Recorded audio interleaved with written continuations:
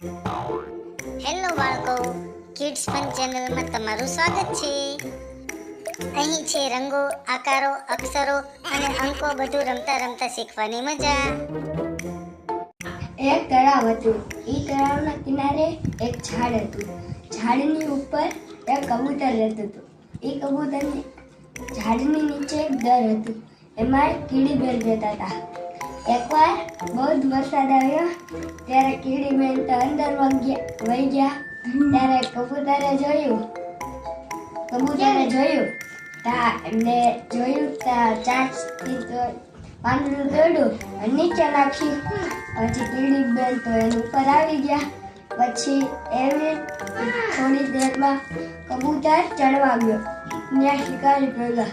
શિકારીએ કીધું, શિકારી બાણ ચલાવવાના હતા, પણ કીડી કોઈને દેખાય નહીં એટલે ધીમે ધીમે ચડી ગઈ અને પગમાં બટકું ભરી લીધું. એટલે કીડી ના તીર ઓલી બીજી વાર વહી ગયું. કબૂતર બચી ગયો. પછી એટલે આપણે કોકની મદદ કરવી તો એ આપણને કરે.